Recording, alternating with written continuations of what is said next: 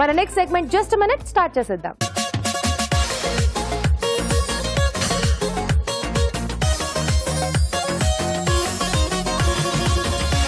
Okay రాజు గారు, just minute లో ఏం చేయబోతున్నారు?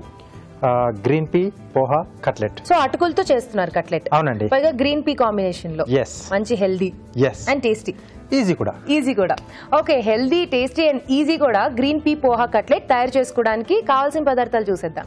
గ్రీన్ పీ పోహా కట్లెట్ తయారు చేసుకోవడానికి కావలసిన పదార్థాలు: అటుకులు 1 కప్పు, పచ్చి బఠానీలు 1/2 కప్పు, ఉడికించిన బంగాళాదుంపలు 2, జీలకర్ర 1 టీ స్పూన్, తరిగిన అల్లం 1 టీ స్పూన్, తరిగిన పచ్చిమిరపకాయలు 3, పసుపు చిటికెడు, కొత్తిమీర కొద్దిగా, ఉప్పు తగినంత, జీలకర్ర పొడి 1 teaspoon, amchur 1/2 teaspoon, నూనె 2 టేబుల్ స్పూన్లు. Green pea poha cutlet start చేసేద్దామా?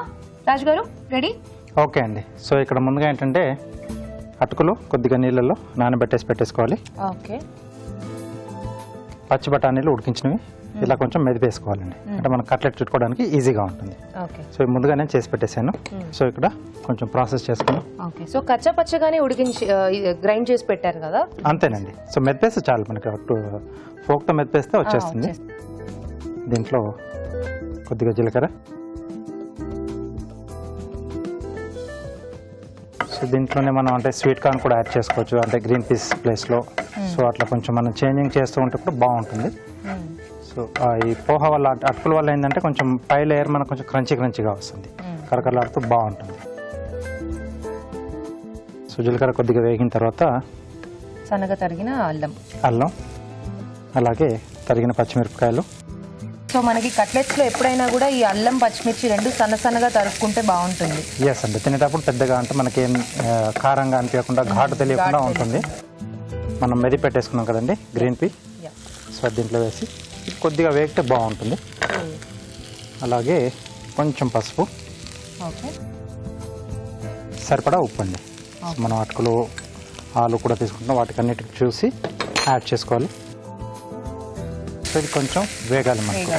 సో ఆల్రెడీ మనం ఉడికించాం, బట్ కొంచెం ఆయిల్లో కూడా ఫ్రై అయితే బాగుంటుంది కదా. ఈ పోపు కూడా కొంచెం పట్టేస్తుంది దానికి. ఓకే, సో గ్రీన్ పీ కొంచెం వేగుతూ ఉంటుంది. ఆలపు చిట్కా చూసేద్దాం. వేపుళ్ళు, డీప్ ఫ్రైలు ఇలాంటివి చాలామంది లైక్ చేస్తూ ఉంటారు. ముఖ్యంగా పిల్లలు ఇలాంటివి బాగా ఇష్టపడుతూ ఉంటారు. ఇలా వేపుళ్ళు కానీ, డీప్ ఫ్రైలు కానీ, స్పైసీ కూరలు కానీ చేసుకునేటప్పుడు బాండలి అడుగంటేస్తూ ఉంటుంది. ఇలా అడుగంటకుండా ఉండాలి అంటే కాస్త మెత్తటి ఉప్పును ఫస్ట్ బాండల్లో వేసేసి దాని తర్వాత చేసుకున్నట్లయితే ఇది కూరలు చేసిన తర్వాత అడుగంటకుండా ఉంటుంది. చిట్కా చూసారు కదా. ఓకే, సో ఆయిల్ అంతా అబ్జర్వ్ అయిపోయింది రాజు గారు? ఎస్ అండి. ఓకే, అయిపోయిందా? అయిపోయింది. ఇప్పుడు దీంట్లో మనం ముందుగా నానబెట్టేసుకున్నాం కదండి అటుకులు, సో కొంచెం నీళ్ళు పిండేసి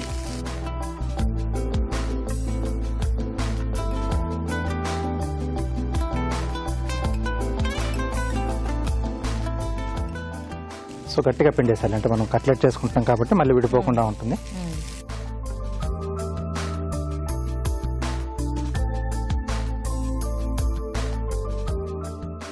సో దీంతో పాటుగా ఉడికించిన బంగాళదుంప కూడా మెది పెట్టేసుకున్న మెత్తగా. అవును, సో మనకి కట్లెట్ అంటే ఖచ్చితంగా కొంచెం ఈ బ్యాండింగ్ ఉండాలండి. సో బట్ ఏంటంటే ఇక్కడ మనకు అటుకులు ఉన్నాయి కాబట్టి ఈ ఆలు అనేది కొంచెం తగ్గించి తీసుకుంటున్నాం.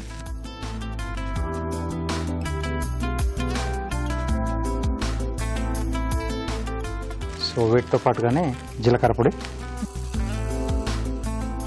ఆమ్చూర్,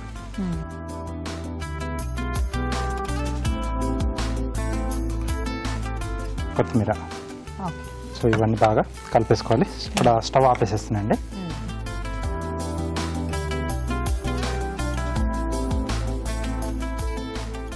సో మిక్చర్ రెడీ అయిపోతే మనం కట్లెట్స్ చుట్టేసుకోవచ్చు. సో ఇప్పుడు రెగ్యులర్గా ఆలు బేసే కాకుండా కొంచెం ఇలా పోహా బేస్తో కూడా చేసుకుంటే బాగుంటుంది. పైగా గ్రీన్ పీ కాంబినేషన్ కూడా. ఎస్, సో టేస్ట్ కూడా కొంచెం మనకు డిఫరెంట్ వస్తుంది. సో ఆ పోహా వల్ల, తర్వాత గ్రీన్ పీస్ వల్ల. Okay, yeah. సో ఇక్కడ మనకి కొంచెం పక్కన పెట్టేసుకుని ఇప్పుడు కట్లెట్స్ చేసుకోవడమే కదా. ఎస్ అండి. సో ప్యాన్ పెట్టేసుకున్నాం. ఓకే,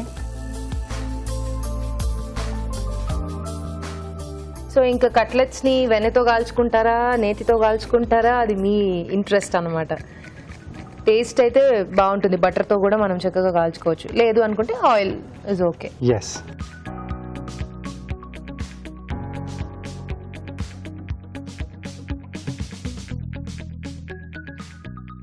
ఓకే, సో ఇలా ఎన్ని కావాల్సి మనం రెడీ చేసుకోవచ్చండి.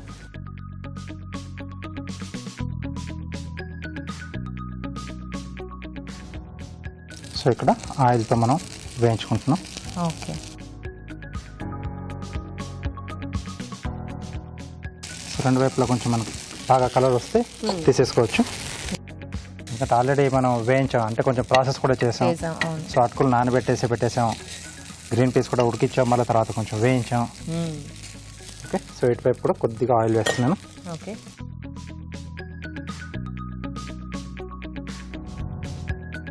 ఓకే, సో ఆల్మోస్ట్ అయిపోయిందండి. సో స్టవ్ కట్టేసేసి కాసేపు అలా వదిలేసేద్దాం. సో ఈ లోపు నేను కార్వింగ్ చేసేస్తాను. సో యాపిల్ పైన ఫ్లవర్ వేస్తున్నానండి. ఓకే,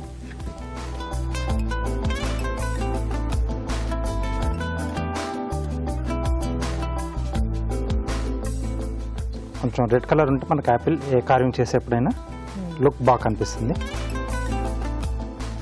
ఎడ్జెస్ కూడా మనకి కాస్త కలర్డ్ గా రెడ్ లో బాగా కనిపిస్తాయి. మనం పీల్ చేసేసినప్పుడు ఆ వైట్ లో ఆ రెడిష్ అనేది బాగా కనిపిస్తుంది.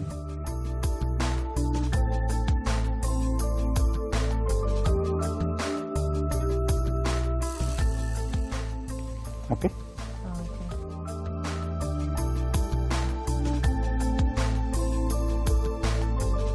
సేమ్ మెథడ్ లో పెటల్స్ షేప్ మనం డిఫరెంట్ గా తీసుకుని చాలా వేరియేషన్స్ కూడా తీసుకురావచ్చు ఫ్లవర్స్ లోనే. దేనికైనా జస్ట్ ఇలా మార్కింగ్ చేసేసి సైడ్ లోంచి మనం అది పీల్ చేసి తీసేస్తే మనకు అవి కొంచెం ఎలివేట్ అవుతాయి.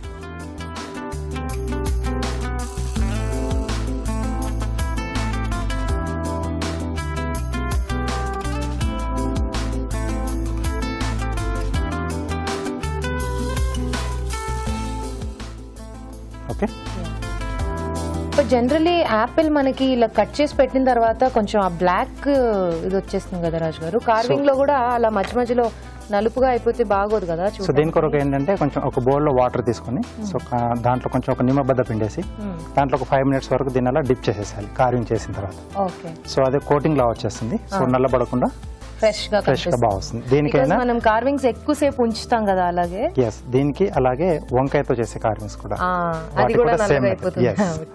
ఓకే,